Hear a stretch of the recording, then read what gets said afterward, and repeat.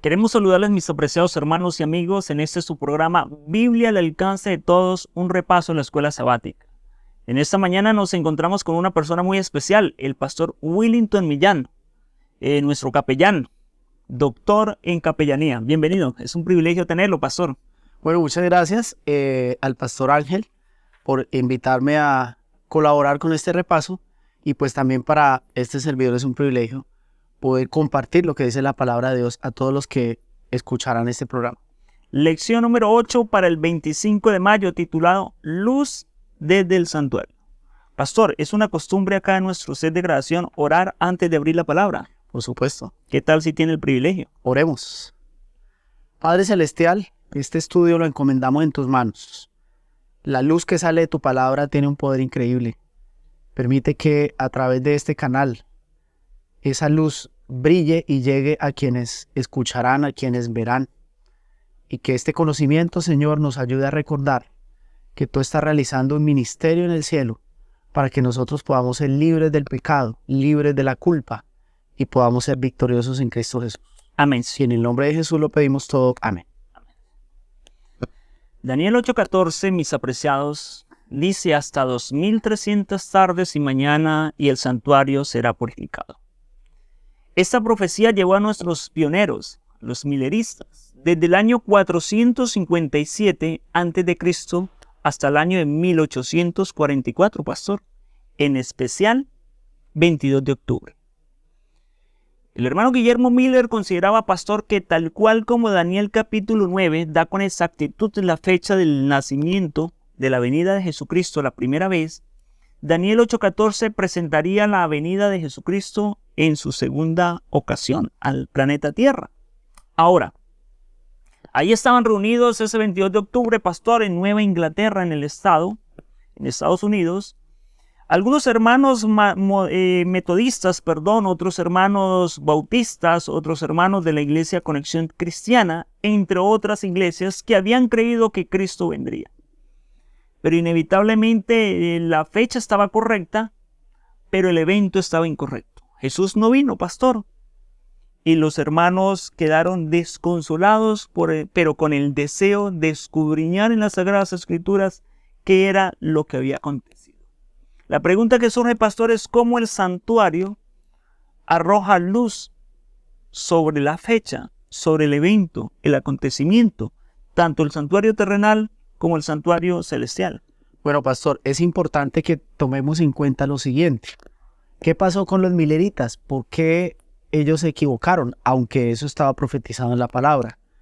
Porque ellos tomaron un conocimiento popular de que el santuario era la tierra. Y entonces ellos concluyen, bueno, si el santuario va a ser purificado, es la tierra la que va a ser purificada, lo ligan a Apocalipsis, a la segunda venida de Cristo, y aunque atinan en la fecha, se equivocan en el evento. Es importante, queridos hermanos y pastor, entender que cuando vamos a estudiar la palabra, no podemos hacerlo con prejuicios, o no podemos tomar lo que se dice popularmente para hacer interpretaciones, cuando realmente la Biblia se interpreta a sí misma. ¿Cómo resolvieron este tema los mileritas? Pastor, ayúdenos leyendo Éxodo capítulo 25, versículos 8 y 9. El tema del santuario es un tema muy bonito, porque es la explicación a través de símbolos, es la explicación a través de un servicio del plan de la salvación. Entonces, bajo el contexto, pastor, de que Moisés estaba en el camino rumbo a la Canaán terrenal con su pueblo, con el pueblo que había liberado de Israel, de Egipto, dice el Señor: y me harán un santuario para mí, y yo habitaré en medio de ellos. Interesante, pastor. El santuario en la tierra obedece a una necesidad, la necesidad de que Dios quiere vivir con su pueblo. Entonces los primeros mileritas empiezan a estudiar y se dan cuenta que hay dos santuarios. Uno en la tierra, ellos entienden luego del chasco, que es el santuario construido por Moisés, pero también la Biblia habla del verdadero tabernáculo, y ahí es donde Pablo en Hebreos 8 del 1 al 6, vamos a leer algunos versículos, menciona de ese santuario. Dice Hebreos 8 del 1 al 6, ahora bien, el punto principal de lo que venimos diciendo es que tenemos tal sumo sacerdote, el cual se sentó a la diestra del trono de la majestad de los cielos, Cuando se habla de un sumo sacerdote que está en los cielos, entonces ya ahí empezamos a entender que hay un santuario y que hay un santuario en el cielo que no es el mismo santuario que está en la tierra. Sigue diciendo Pablo, ministro del santuario y de aquel verdadero tabernáculo que levantó el Señor y no el hombre. Bueno, en casa podemos seguir leyendo todo el capítulo de Hebreos 8 y hasta el versículo 6, pero aquí los mileritas ya hacen una distinción. Bueno, hay un santuario en el cielo y hubo un santuario en la tierra. ¿Por qué hubo? Porque en la época de Guillermo Miller, para 1844, ya el santuario de la tierra no existía. Ya había sido destruido, ya los muebles no están. Ahora, ellos entienden esta diferencia y llegan a la siguiente conclusión. Definitivamente, la purificación del santuario, esto después del chasco, la purificación del santuario no puede ser la tierra, porque en ninguna parte de la Biblia compara el santuario con la tierra. Y si la purificación del santuario es del santuario de Moisés, pues el santuario de Moisés, pastor, ya no existe en esa época. Evidentemente, cuando se habla de la purificación del santuario, tiene que ser el santuario del cielo. Y ahí ellos empiezan entonces a entender que el 22 de octubre de 1844 sí pasó algo, sí fue purificado el santuario. No vino Cristo porque no tenía que venir todavía, es lo que dice la palabra, pero entonces, ¿qué significa que el santuario fue purificado? Ahí es donde ellos empiezan a entender que Cristo tiene un ministerio en el cielo, que está intercediendo por nosotros, y que gracias a ese ministerio, pastor, y a esa purificación del santuario celestial, es que nosotros los seres humanos somos libres de la condenación del pecado. Obviamente, si aceptamos ese ministerio y si confesamos nuestros pecados. Perfecto, pastor. Ahora, usted dice algo interesante, y aunque la lección no lo trae a acotación, pero quisiera comentarlo. Dentro de la iglesia existen dos posturas teológicas con respecto al tema del santuario celestial. Algunos consideran que en el cielo no hay un santuario. Sí, eso. Porque Jesús no puede estar en una habitación y luego pasar a otra habitación. Otros consideran que en el cielo sí hay un santuario literal, tal cual como existió en los tiempos de Moisés. Sin embargo, yo quisiera dar acá una información muy interesante. Cuando nosotros vamos al libro de Juan, al libro de Apocalipsis, notamos que en el Apocalipsis, las escenas del Apocalipsis se dan en medio de un santuario. Se abre un templo. Él visualiza la ley. Él visualiza a Jesús. Él visualiza los panes. Él toma muchas imágenes del santuario. ¿Cuál es el concepto que actualmente, el concepto que más fuerza tiene, pastor? Es el siguiente. Présteme atención, mi hermano. El santuario terrenal es real para solucionar el problema del pecado en la tierra. Pero en el cielo existe otro santuario. Ya no tan solo para solucionar el problema de la tierra, sino para gobernar el mundo. Un santuario literal, real, donde habita la deidad y donde muchos muebles del santuario terrenal están en el santuario celestial. Pero algunos del celestial no están en el santuario terrenal. Sin embargo, los oficios que ocurrían en la tierra también ocurren en el cielo. Así que en 1844 Jesús comienza una nueva función tal cual como en el día de la expiación ocurría en la tierra. Bueno, es interesante, pastor, lo que usted dice, por lo siguiente. Elena G. White menciona que al final de los tiempos, el santuario, la verdad del santuario va a ser atacada. Es decir, muchos iban a creer que no hay un santuario en el cielo. Pero pastor, ¿qué ocurre si quitamos un santuario? Usted nos está diciendo algo interesante. Y es, aunque el santuario en el cielo no es igual, y la Biblia dice que el santuario terrenal es sombra de las cosas celestiales, y la sombra, nuestra sombra no es igual que nosotros cuando estamos frente al sol o frente a una luz. La sombra que se proyecta mía puede ser más alta, ¿sí? Puedo verme más largo, puedo verme más pequeño. Entonces, el Señor es claro. El santuario terrenal es una explicación del plan de la salvación, pero es una sombra. pero es una sombra de algo que realmente ocurre en el cielo. Es decir, que en el cielo, pastor, hay un ministerio. En el santuario terrenal hay un sacerdote. En el cielo hay un sacerdote. Pero el sacerdote de la tierra no es igual que el del cielo, porque el sacerdote del cielo es Cristo. Y no lo podemos comparar con el de la tierra. Pero pastor, ¿qué pasa si nosotros quitamos el santuario? Si decimos no hay un santuario en el cielo. Claro, el santuario del cielo tiene implicaciones más amplias, porque no es solamente para un pueblo de Israel, es para limpiar el nombre de Dios en todo el universo. Para gobernar el mundo. Para gobernar el mundo y el universo. Entonces, si quitamos el santuario de la tierra, quitamos un ministerio de intercesión que Cristo está realizando en el cielo. Entonces, si no hay santuario en el cielo, no hay intercesión.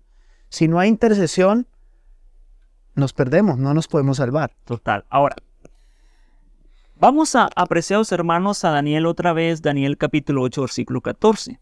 El texto dice hasta 2300 tardes y mañanas y el santuario iba a ser purificado. Así que nuestros hermanos mileristas tomaron esa palabra, purificación del santuario, y fueron al Antiguo Testamento. Y en el Antiguo Testamento se habla de los servicios del santuario. En especial, ocurría uno todos los días, un sacrificio matutino, un sacrificio vespertino, pero había un día especial.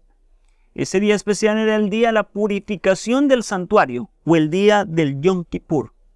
Levíticos capítulo 16 y Levíticos capítulo 23 narra lo que acontecía ese día, el día grande, el gran sábado, el día de la expiación, el día del Yom Kippur. ¿Qué acontecía? Todo el pueblo estaba ayunando en ese momento. Era un momento sublime. Las personas examinaban sus corazones. Había una humillación de parte de cada uno de los israelitas. Ese día, única vez en el año del calendario hebreo, el sumo sacerdote entraría al lugar santísimo en nombre de todo el pueblo.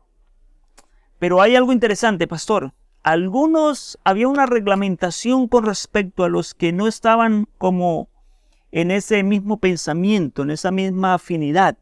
Y Levíticos capítulo 23, el versículo 27, el versículo 29 dice, ¿qué acontecía con el que no entraba en esa santa convocatoria? Bueno, miremos lo que dice la palabra. Dice el versículo 27, a los 10 días de este mes séptimo será el día de expiación. Tendréis santa convocación y afligiréis vuestras almas y ofrecerán ofrenda encendida a Jehová. Y el 29 dice, porque toda persona que no se aflija ese mismo día será cortado de su pueblo, será sacado. Interesante. La salvación, pastor, no es obligatoria. El Señor no nos obliga a salvar. Quiere decir que lo que usted está diciendo es tema de una decisión. Llega el día de la expiación, un día de confesión, de examen propio, pero no todos los israelitas están obligados a estar en esa tónica de confesión, de examinarse. El que no quería simplemente, está diciendo la Biblia, era cortado, era sacado del pueblo. Total, y ya vamos a hablar de eso, de ser cortado, del juicio. Ahora, ¿qué pasaba en sí ese día? Levíticos capítulo 16 nos da una ilustración, en especial el versículo 5. Voy a leer algunos versículos. Por ejemplo, dice versículo 5. Y de la congregación de los hijos de Israel se tomará 2 machos cabríos para la expiación ese día, y un carnero para el holocausto. El holocausto, pastor, era prácticamente para Aarón y su familia. Pero ¿qué pasaba con los 2 machos cabríos? Versículo 7 del capítulo 16. Después se tomarán los 2 machos cabríos y los serán presentados delante de Jehová a la puerta del tabernáculo de la reunión. Y sobre ellos se echará suerte Aarón, sobre los 2 machos cabríos. Una suerte será para Jehová y la otra suerte será para Sael. De antemano, ¿a quién representa Sael en esa historia? Bueno, representa a Satanás, quien al final del tiempo, cuando el pecado sea eliminado del universo, de la tierra, los pecados serán puestos sobre Satanás, quien es el originador y el culpable realmente de que estemos en esta situación. Perfecto. El macho cabrío, el cual cayese la suerte sobre Asael, lo presentarán vivo para hacer una reconciliación sobre él y enviarlo al desierto. Versículo 15. Pero el macho que representaba al Señor, el macho para Jehová, después será degollado ese macho para expiación del pecado del pueblo, y se llevará la sangre detrás del velo, y hará de la sangre como se hizo con la sangre del becerro, y se esparcirá sobre el propiciatorio, y se ordenará delante del propiciatorio se esparcirá la sangre. Permítanme, yo les comento esto un poco en mis propias palabras. En aquel día especial, se traían dos machos cabríos. Se echaban suerte sobre ellos. Una suerte caía para el Señor, para Jehová, y otra suerte caía para Sael. El que caía para Jehová se utilizaba para hacerse una expiación, para sacrificarse, para esparcirse su sangre en el altar del holocausto, para esparcirse su sangre en el altar de oro, para esparcirse su sangre en el velo que cubría el lugar santo del lugar santísimo. Eso se hacía con el que caía la suerte para Jehová. Pero por el otro lado, el que caía la suerte para Sael, mis apreciados hermanos, se traía entonces, versículo 20, dice, cuando hubiera acabado de espiarse el santuario y el tabernáculo de reunión y el altar, se traía el macho cabrío vivo, y pondrás las manos de Aarón sobre la cabeza de ese macho vivo, y confesará todas las iniquidades de los hijos de Israel, y todas las rebeliones, y todos sus pecados, poniendo sobre sí la cabeza del macho cabrío las manos, y lo enviarán al desierto por mano de un hombre destinado para esto. Y aquel macho cabrío será llevado sobre sí, y llevará sobre sí todas las iniquidades de la tierra inhabitada, y dejará ir al macho cabrío al desierto. Inevitablemente eso era lo que acontecía en aquel momento. El macho para Jehová se sacrificaba, pero luego el macho para Sael, sobre él se colocaba de forma simbólica todos los pecados del pueblo de Israel, todos los pecados que estaban en el santuario, todos los pecados que habían sido confesados durante el año, pastor. Y sobre ese macho cabrío vivo, que era enviado al desierto, se purificaba literalmente el santuario terrenal. Eso era lo que acontecía. Pero la Biblia dice, pastor, en Daniel 8:14, hasta 2300 tardes y mañana y el santuario iba a ser purificado. Como usted lo acaba de decir, no había el santuario de Moisés. Entonces, ¿cuál era el santuario que iba a ser purificado? ¿Qué era lo que iba a acontecer en el cielo? Para eso vamos al libro de Hebreos. Vamos al libro de Hebreos, pastor, capítulo 9. Y me colabora leyendo ahí el versículo 23. Bueno, dice Hebreos 93, pues fue pues necesario que las figuras de las cosas celestiales fueran purificadas así, pero las cosas celestiales mismas con mejores sacrificios que estos. ¿Cómo es eso, pastor? Explícanos eso. Bueno, pastor, mire, es lo que venimos enfatizando. El santuario terrenal es sombra de una realidad. Esa realidad que usted ha explicado, que ocurría en el santuario terrenal, pues esa realidad ocurre en el cielo. Al finalizar las 2300 tardes y mañana. Al finalizar las 2300 tardes y mañana. Que fue lo que ellos no visualizaron. Ellos pensaron que el santuario que iba a ser purificado iba a ser la tierra, que no hay conexión. Pero ahora el santuario que va a ser purificado es el santuario celestial, el verdadero. Entonces, aquí entramos a hablar de algo muy interesante. Este tema del día de la expiación y el hecho de que se confesaran los pecados y simbólicamente se pusieran sobre la cabeza de un macho cabrío que iba a morir y luego el sacerdote los pusiera sobre otro macho cabrío que iba a ir al desierto a morir. Esto habla de una obra o de un proceso de juicio. Y el tema del juicio está a lo largo de toda la Biblia y ocupa un lugar central. De antemano, pastor, si nosotros seguimos en Hebreos capítulo 9, encontramos el tema. Porque dice después del versículo que usted leyó, porque no entró Cristo en el santuario hecho de manos, figura del verdadero, sino en el cielo mismo, para presentarse ahora por nosotros delante de Dios. Pero me llama la atención el versículo 27. Dice, de la manera que está establecido para los hombres, que mueran una sola vez y después de esto venga el juicio. O sea, como que ese tema de que Jesús entró al santuario celestial como el sumo sacerdote a oficiar un servicio, pero también como un cordero que iba a purificar, está asociado con el tema del juicio. Claro que sí, pastor. Ahora, el santuario celestial, el servicio del santuario terrenal, que refleja el celestial, nos muestra algo muy bonito, y es el plan de la salvación y un equilibrio. Y usted lo acaba de decir, pastor. Cristo muere, sí, pero también Cristo resucita y está intercediendo por nosotros en el cielo. Hay una obra de juicio. El día de expiación no es otra cosa sino un proceso de juicio. Entonces, Cristo intercede por nosotros, es nuestro abogado, pero también la obra de juicio tiene que llevarse a cabo. Es necesaria, porque la palabra del Señor está diciendo en Eclesiastés, por ejemplo, capítulo 12, versículo 14, dice que toda obra secreta, toda cosa secreta será traída a juicio, será sacada a la luz, sea buena o sea mala. Todos los seres humanos clamamos por justicia en un mundo en el que la justicia es esquiva.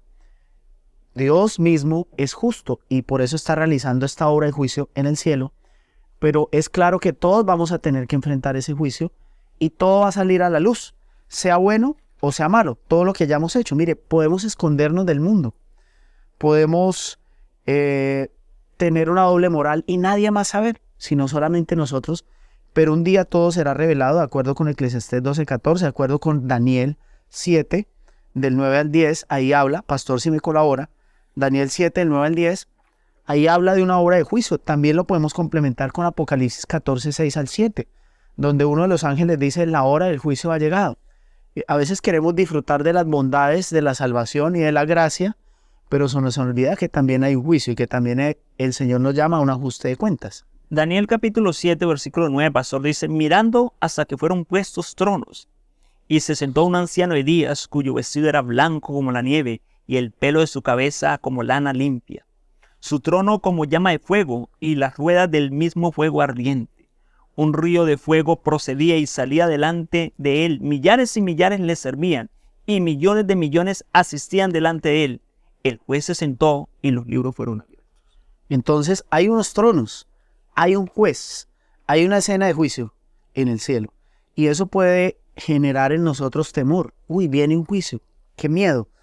Más adelante vamos a tocar el tema de Cristo como nuestro abogado, como nuestro intercesor.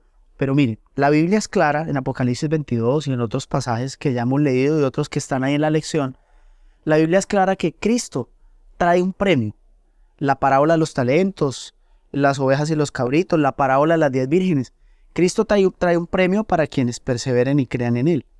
Pero antes, pastor, de entregar ese premio que es la vida eterna o la corona de vida eterna, tiene que verificarse una obra de juicio para que el universo entero sepa quiénes aceptaron a Cristo como su Salvador y fueron limpiados y serán salvos, y quienes decidieron rechazarlo. Y sabe, pastor, que en este tema del juicio la Biblia es clara. No habrá una segunda oportunidad. Algunos predican de un milenio en el que los que no se arrepientan ahora tendrán una oportunidad de arrepentirse después. No hay una segunda oportunidad, porque la oportunidad, pastor, es ahora, es todos los días. Y hay suficiente información para que nosotros tomemos una decisión a favor o en contra de Cristo. Así es que es muy importante el juicio, pero no tenemos necesidad de tener miedo al juicio, porque a través de Cristo el perdón es nuestro, la libertad de nuestras angustias es nuestra, el poder para vivir una vida piadosa no sale de nosotros, sale de tener una vida con Cristo, y la victoria final puede ser nuestra, porque el mismo juez es nuestro mismo abogado, y eso es una ventaja que tenemos si decidimos aceptar al Señor. Perfecto, pastor. Permítame y resumo entonces, a ver si hemos entendido lo que hemos dicho. Claro que sí. Porque eso está con bastante información. Sí, hay mucho que decir de esto. El día de la expiación en la tierra, el día del Yom Kippur, era un día de juicio. Exactamente. Donde el pueblo se ponía a cuenta con Dios. Exacto. y donde el santuario también era purificado. Así es. Y recaía todo el pecado que había en el santuario confesado sobre el macho cabrío que representa a Satanás. Así es. Y el que no hacía parte de ese proceso, pues había un juicio, iba a ser cortado, Claro. apartado. Sacado del pueblo.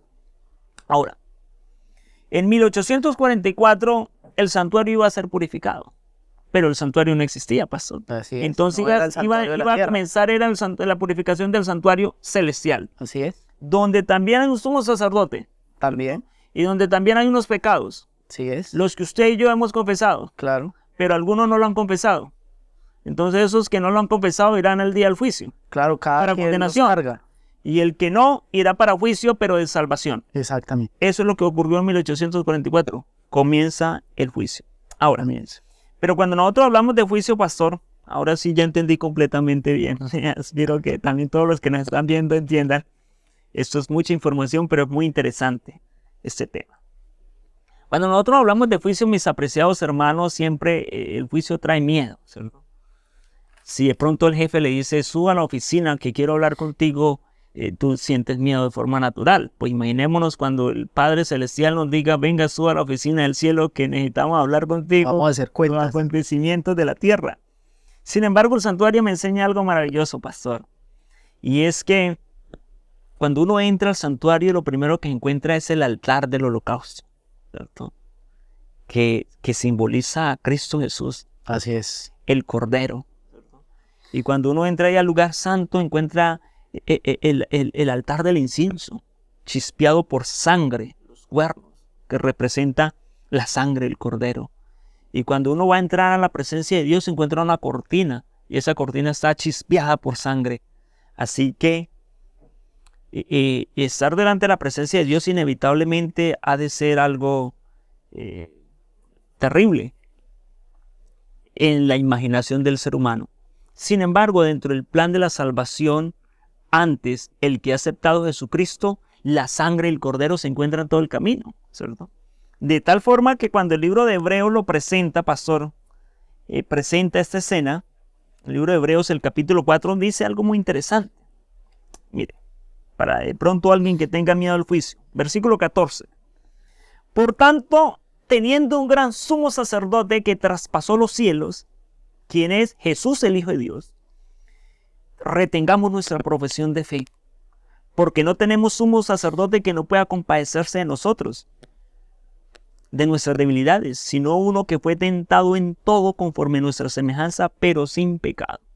Y me llama la atención, pastor, ese versículo 5, dice, acerquémonos pues confiadamente al trono de la gracia, para alcanzar misericordia y hallar gracia y socorro oportuno para aquel día. Así, mi apreciado pastor, que el tema del día del juicio, ¿cierto? El tema del día de la expiación, yo creo que no es tanto como el miedo, sino más bien como el acercarnos oportunamente a quien es nuestro sumo sacerdote, quien puede purificar. Así es. Pastor, miren, no podemos olvidar que es lo que estamos enfatizando en este repaso, que alguien tenía que pagar por el pecado y Cristo lo hace en la cruz del Calvario. Pero ahora hay un ministerio en el cielo de intercesión. Es decir, Cristo intercede por ti y por mí.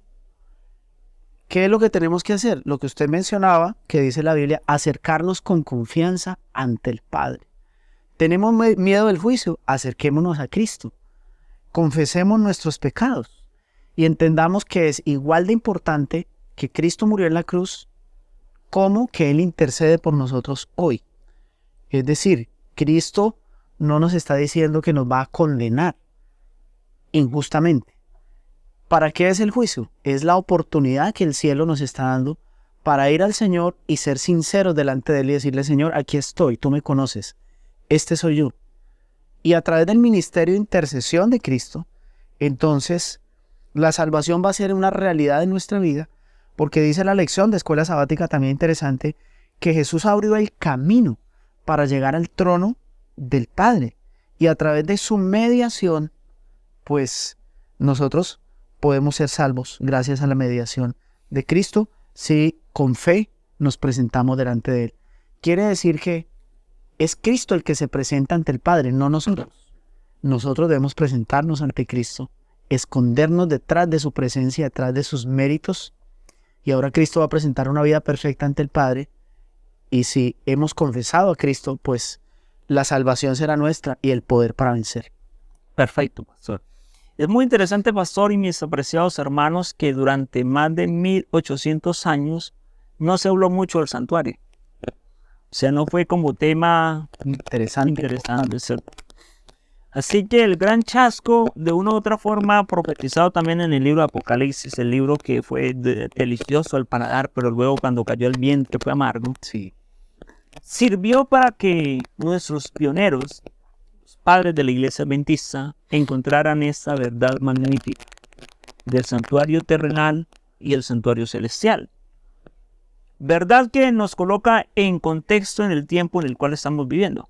Así es. Ahora, pastor, si usted quisiera decirle algo a nuestros amados oyentes en 30 segundos, práctico para ellos, ¿qué les diría? Bueno, les diría que gracias a Cristo podemos vencer, que el santuario nos proporciona claridad y tranquilidad, y que el ministerio de Cristo en el cielo tiene un propósito, queridos hermanos, y es tu salvación y la mía. Realmente eso es. Por eso Cristo intercede por nosotros en el cielo, porque Él quiere ser salvo, porque Él quiere salvarnos, que nosotros seamos salvos, y que esa realidad de Apocalipsis 21, donde el trono de Dios viene aquí a la tierra, pues sea una realidad para nosotros también. Confesemos nuestros pecados, hermanos. Presentémonos delante de Cristo como somos. No tratemos de esconder, de cuidar una imagen delante del Señor. Él nos conoce como somos. Digámosle, Señor, así soy, aquí estoy, dame fuerzas para corregir esto y tengamos una relación real con el Señor. Amén, pastor. Ahora, quisiera decirles algo, mis apreciados hermanos. En la antigüedad, el pecador tenía que conseguir una ofrenda especial y llevar hasta el santuario y realizar junto con el sacerdote un ritual. Y ese pecado lo cargaba ahí un tiempo el santuario. Y había que esperar un día especial. Y en ese día especial el pecador no podía entrar al lugar santo. No podía entrar nunca. Y tampoco al lugar santísimo. Pero el Señor abrió un mejor camino, mis apreciados. Porque ahora no necesitamos un cordero literal. Porque ahora el cordero, por fe, lo tenemos. El único, el que quita el pecado del mundo, Jesucristo. Y para acercarnos al lugar santísimo, al lugar santo, ya no necesitamos un hombre. No, tú lo puedes hacer cada noche, cada mañana. Puedes doblar las rodillas en el lugar donde estás. Y por Jesucristo y la fe en Él, te acercarás al lugar santísimo, para que tus pecados queden perdonados por la sangre del Cordero. Así que, como dijo Pablo a los hebreos, acerquémonos confiadamente al trono de la gracia, para alcanzar misericordia y hallar gracia para el oportuno socorro. Amén. Muchas gracias, mis apreciados hermanos y amigos, por haber estado conectados en este su programa Biblia al alcance de todos, un repaso de la escuela sabática. Queremos pedirle al pastor Willington que sea tan amable, nos dirija en oración para finiquitar. Oremos. Padre Celestial, ayúdanos a traducir estas fechas y este ritual del santuario terrenal y la intercesión que se lleva a cabo en el cielo en algo práctico para nosotros, en confianza. Confianza para acudir a ti, confianza para contarte cómo nos sentimos, lo que somos. Confianza para entender que el juicio nos beneficia, porque el juicio, Señor, no es otra cosa sino la necesidad, el deseo que tú tienes de salvarnos. Regálanos tu bendición. Ayúdanos a hablar contigo diariamente a través de la oración, a contarte cosas reales, cosas que pasan en nuestra vida, cómo nos sentimos. Y a tener la confianza cada día más en que gracias a ti y a tu ministerio, un día podremos ser salvos. Cuídanos a todos, danos el deseo de estudiar más y más tu palabra y que tú seas el centro de nuestra vida. Regálanos tu bendición, cuida bendice a quienes nos están escuchando y a todos aquellos que tienen sus necesidades, Señor. Ayúdales a recordar que tú estás ahí intercediendo por ellos. Amén. Gracias por darnos poder para vencer. En el nombre de Cristo Jesús pedimos todo esto. Amén. Muchas gracias, pastor, por haber estado en esa conexión. Pastor, gracias a usted por la invitación. Gracias.